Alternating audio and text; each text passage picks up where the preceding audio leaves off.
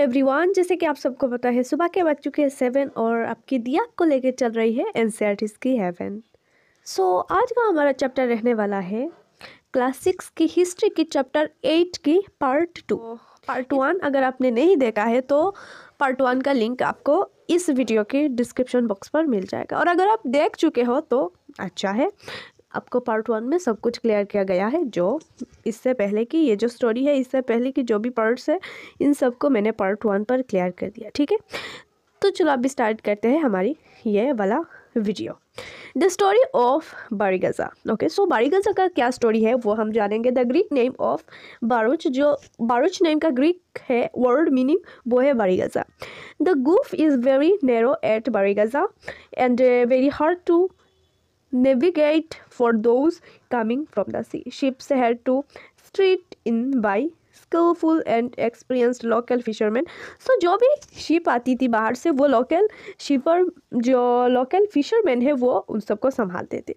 The imports into बारीगज़ा were wine, copper, tin, lead, coral, topaz, cloth, gold and silver coin. So ये सब चीज़ें imports होता था वहाँ पर, ठीक है, आता था बाहर से।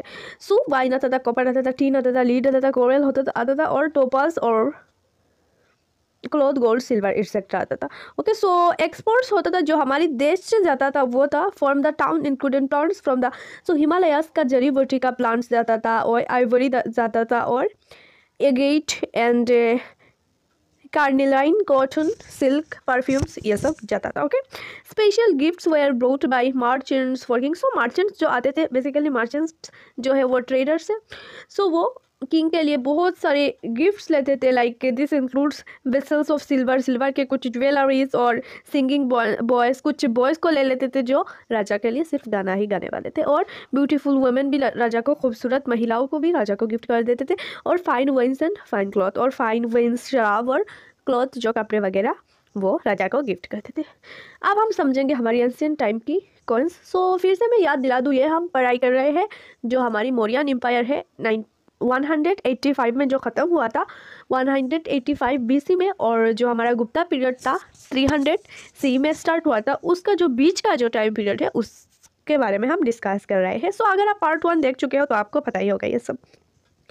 Okay, you may have noticed how wealth is measured in terms of coin in the story of page 82.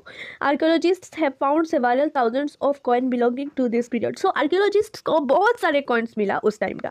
The earliest coins which were used to about 500 years were punch marked coin such as one shown below. Okay, so कुछ coins use होता था, उसे कहते थे हम punch mark coin, जो यहाँ पर आप देख सकते हो, जो जिस पर ना निशान बैठाया जाता है उसको पंच मार्क कॉइन कहा जाता है। सो इस साइड में डिस्क्रिप्शन दिया हुआ है पंच मार्क कॉइन का, इसको आप पढ़ लेना। फिर अदर मीन्स ऑफ एक्सचेंज, और भी चीज़ों को एक्सचेंज किया जाता था as they carry the white paddy of their land. जैसे कि वो राइस को लेते थे और सोल्ड से एक्सचेंज करते थे। Okay, crossing the long roads in cars through sands white of moonlight, talking whole families and who hate to be left behind. The departure of the salt merchants leaves the city empty. Okay, cities with many functions. So कुछ cities ऐसे भी थे जहाँ पर बहुत सारी चीज़ें होता था, लाइक वहाँ पर रिलीजियंस भी बहुत सारे होता था, जैसे आपकी इंडिया पर रिलीजियंस बहुत सारे हैं उस टाइम ना। उस टाइम भी ऐसा था कुछ टाउनों में, जैसे कि एक टाउन है जहाँ पर बुद्धिज़्म थी, जो मथुरा पर बुद्धिज़्म था, जैनिज़्म था, हिंदुइज़्म था, सॉरी वैदिक जो है वैदिक रिलीजन था, अभी का हिंदुइज्म उस टाइम का वैदिक। Okay, very often a single town was important for variety of reasons. Let us look at the example of Mathura. So Mathura को देखते हैं, मथुरा पर क्या क्या वैरायटी था। So Mathura has been an important settlement for more than 2500 years. So Mathura लगभग 500 BC का एक important settlement. It was important because it was located at the crossroads of two major roads of travel and trade. So Mathura जो है आज का उत्तर प्रदेश है, तो आपको पता ही होगा, मैप पर देख लेना उत्तर प्रदेश किस जगह सिचुएटेड है। सो उत्तर प्रदेश ना, अगर नॉर्थ आपको जाना है तब भी उत्तर प्रदेश से होकर जाना पड़ेगा, और अगर साउथ पर आना है तब भी उत्तर प्रदेश से होकर आना पड़ेगा, और अगर नॉर्थ ईस्ट पर आना है तब भी उत्तर प्रदेश से होकर आना पड़ेगा, राइट। सो इसलिए उत्तर प्रदेश जो है एक इम्पोर्टेंट जगह है जिसको क्रॉस करना पड़ता ही द रोड्स के through. Okay, from the north west to the east and from north to south. Okay, there were fortification around the city. The several shrines, farmers and herders from adjoining areas provided food for people in the city. Mathura was also a center where extremely fine sculpture was produced. So Mathura famous है fine sculpture के लिए.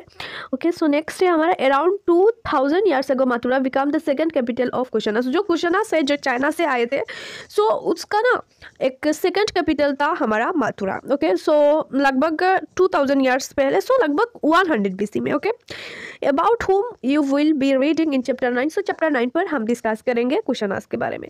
Mathura was also a religious centre. So जैसे मैंने आपको introduction में ही बता दिया था, मथुरा एक रिलीजियस सेंटर है जहाँ पर सब टाइप का रिलीजियन पाया जाता था. जैसे कि बुद्धिस्ट मोनास्ट्रीज था, जैना श्रीनिस था. श्रीनिस एक ग्रुप होता है and it was an important centre.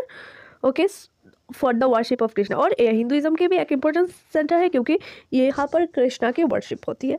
Several inscriptions on surfaces such as stone slabs and statues have been found in Mathura. Generally, these are short inscriptions recording gifts made by men and sometimes women. Okay, so ये जो crafts ये सब है मथुरा पर बनाया जाता था. The two monasteries and shrines, these were made by kings and queens, officers, merchants and craftspersons who lived in the city. For instance, inscriptions, okay, from Mathura mentioned goldsmiths, blacksmiths, weavers, baskets makers, garland makers and perfume. So ये सब makers उस time हुआ करता था, like goldsmith, blacksmith, ये सब था. Okay, so crafts and craft person. So उस टाइम का क्राफ्ट्स एंड क्राफ्ट पर्सन के बारे में कुछ पढ़ लेते हैं, कुछ जान लेते हैं. We also have archaeological evidence for craft. So हमारे पास आर्कियोलॉजिकल प्रूफ है कि उस टाइम क्राफ्ट्स हुआ करता था और वो चीज़ें जो है अभी तक है हमारे पास. This include extremely fine pottery. So extremely fine एक ब्लैक पॉलिश्ड वेयर कहकर जो नॉर्थ का फेमस था, ब्लैक शाइनी सरफेस था उसका. और यहाँ पर साइड में डिस्क्रिप्शन है, आप इसको जान लेना. ओके, जिसको नॉर्थन ब्लैक पॉलिश्ड वेयर कहा जाता था.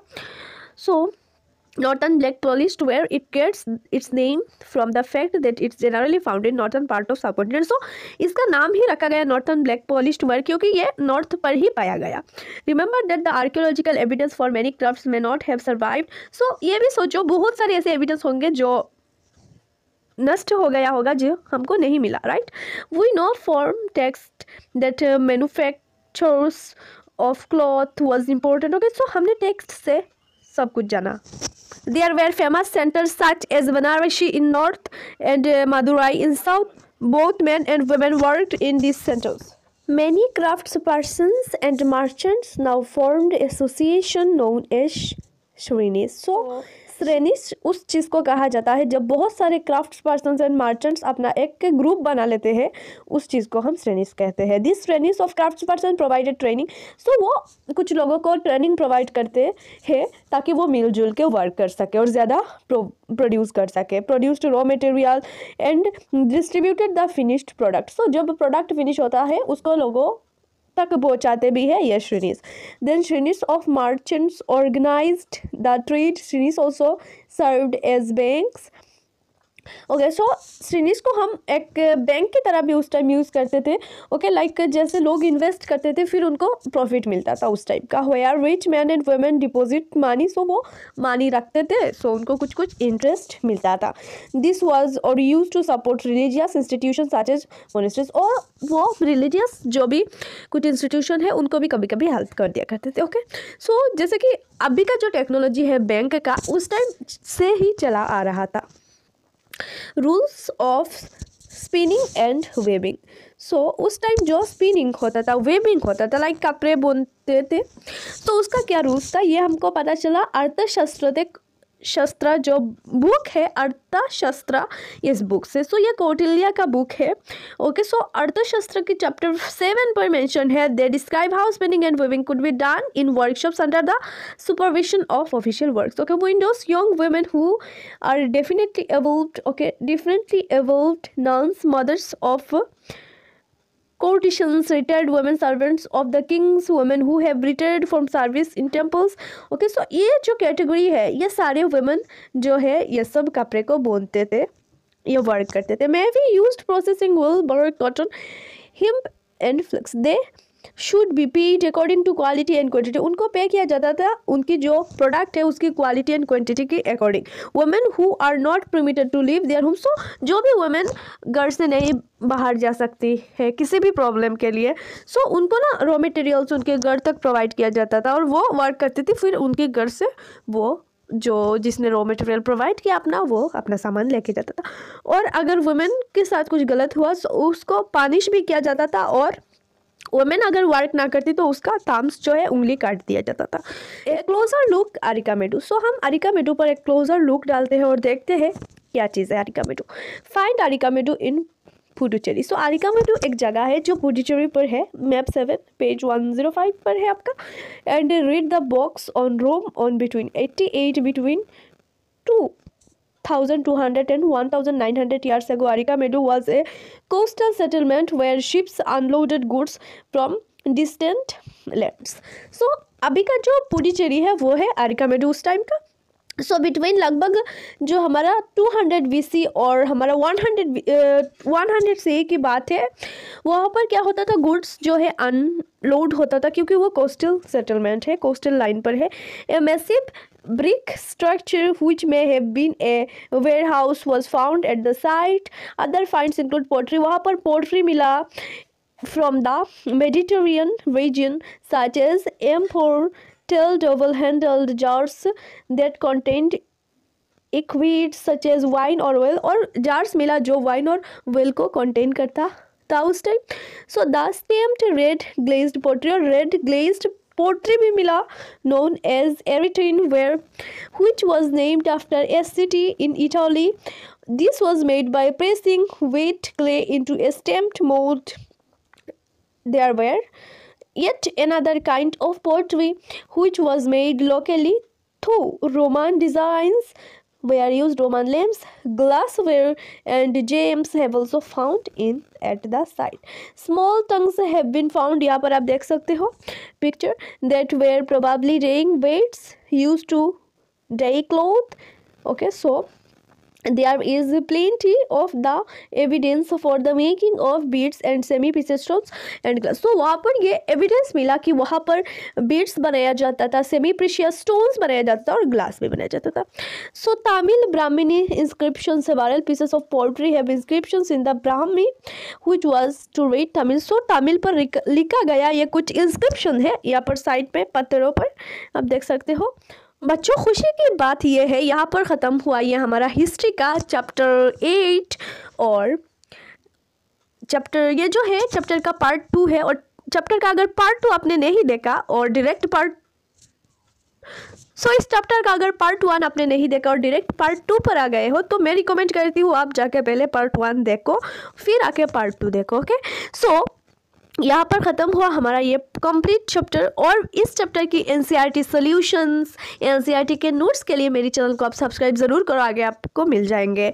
और हाँ बच्चों, और भी एनसीईआरटी सॉल्यूशंस, एनसीईआरटी का ऐसे मज़ेदार चैप्टर एक्सप्लेनेशन और 6 to 12 हर एक एनसीईआरटी के नोट्स, चैप्टर एक्सप्लेनेशन और क्वेश्चन आंसर के लिए चैनल को आप सब्सक्राइब करो. और मिलते हैं अपने नेक्स्ट वीडियो पर और एक मज़ेदार चैप्टर को लेकर.